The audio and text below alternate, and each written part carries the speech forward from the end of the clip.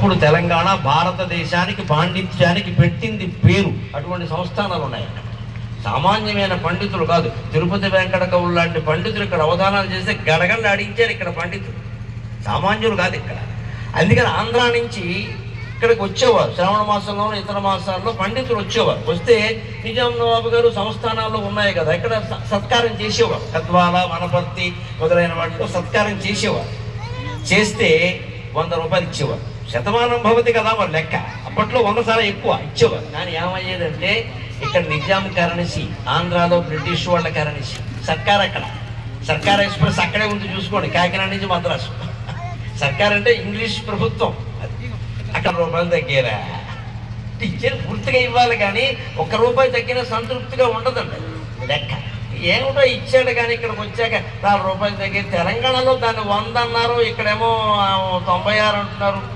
ఈ మాట మొత్తం మీద నిజాం నవాబుకి, సంస్థానాధిపతులకి వాళ్ళకి తెలిసింది. ఇక్కడ సంస్థానాధిపతులంతా హిందువులే కదండి, నవాబు గారంటే వేరే, కానీ వీళ్ళంతా హిందువులే కదా దేశముఖులు. వాళ్ళు అనుకున్నారు బ్రాహ్మణులు అనవసరంగా బాధ పెట్టడం ఎందుకు, ఎంత ఇస్తే 100 అవుతుందో అడగండి అన్నారు. ఎక్స్చేంజ్ ఎంత ఇస్తే 100 అవుతుందో అడగండి అంటే ₹16 ఎక్కువ ఇస్తే అక్కడ ₹100 అవుతుందండి అని చెప్పారు. అప్పటి నుంచి 116 ఇవ్వడం అనే మాట వచ్చింది. విషయం చారిత్రక రహస్యాలు ఇంత చమత్కారంగా ఉంటాయి. అప్పటి నుంచి అవసరం కొద్దీ వాళ్ళు బాధ పెట్టడం ఎందుకు, పండితులకి వాళ్ళ మనసు సంతృష్టిగా మన ఇంటికి పురోహితుడిని పిలిచామండి, ఆయన చేత వ్రతం చేయించుకొని ఆయన 2 గంటలు కూర్చొని చేశాడు. దానికి లెక్క ఎవరు కడతారండి? పుణ్యం. అది పుణ్యానికి లెక్క ఎవరు కడతారు? ఎప్పుడు దానికి ఒకటే లెక్క. బ్రాహ్మణుల్ని, పురోహితుల్ని అసంతృప్తిగా పంపించకూడదు. వాళ్ళు అడిగింది ఇవ్వాలి, వీలైతే ఇంకో ₹10 ఎక్కువ ఇచ్చి పంపించాలి. మనకు అన్ని విధాలా కలిసి వస్తుంది, అన్ని విధాలా కలిసి వస్తుంది. ఒకవేళ వాళ్ళు అత్యాశకు లోనైతే ఆ పాపం వాళ్ళది, మనకి సంబంధం లేదు. మనం మాత్రం వాళ్ళని అసంతృప్తి గురించి, అయ్యా మీరు సంతృప్తి పడ్డారా, ఏమైనా ఉంటే చెప్పండి ఇంకా అని దాంతోపాటు అరటిపళ్ళు గెల కూడా ఇచ్చేస్తే వాడు సంతోషిస్తాడు. ఏం పోయింది? ₹1 ఇచ్చినా సంతోషించిన బ్రాహ్మణుడుగానే చెబుతున్నా, ₹1 ఇచ్చినా సంతోషించిన బ్రాహ్మణుడు ₹10 దండ ఇస్తే పరమానంద పడిపోతాడు. అంతే, వాళ్ళు అల్ప సంతోషం ఏముంది, వాళ్ళు సంతృష్టిగా వెళ్ళాలి. అందుకని పాపం అప్పుడు సంస్థానాధిపతులు అనుకున్నారు ఆంధ్ర వాళ్ళని పట్టుపోయినా కదా, మనం ఏమిస్తే 100 అవుతాయి, 116 ఇస్తే అవుతాయి. అక్కడ నుంచి 116 ఇచ్చారు. అప్పటి నుంచి మనకి 116 ఇవ్వడం అనే సంప్రదాయం వచ్చింది. అంతేగాని 116 పవిత్రము కాదు, 100 అపవిత్రము కాదు. కొంతమంది దానికి వ్యాఖ్యానం చేస్తారు, చివరి 0 ఉండకూడదు, చివరికి ఉండేది 0 ఎప్పటికైనా.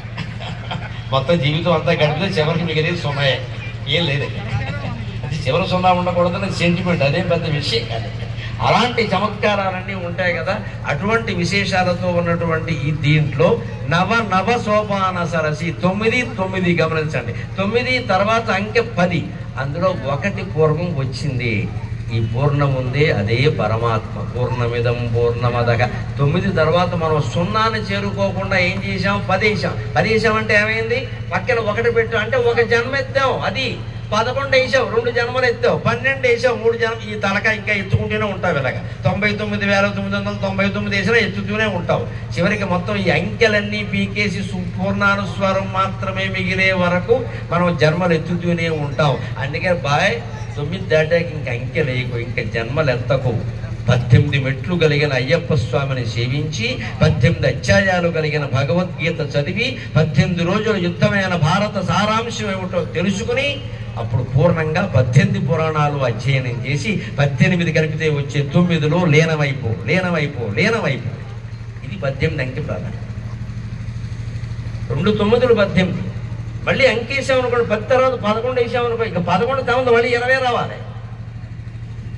ఇంకో విశేషం ఉంది మన హిందూ ధర్మంలో, ప్రత్యేకించి సంస్కృత భాష ప్రత్యేకత.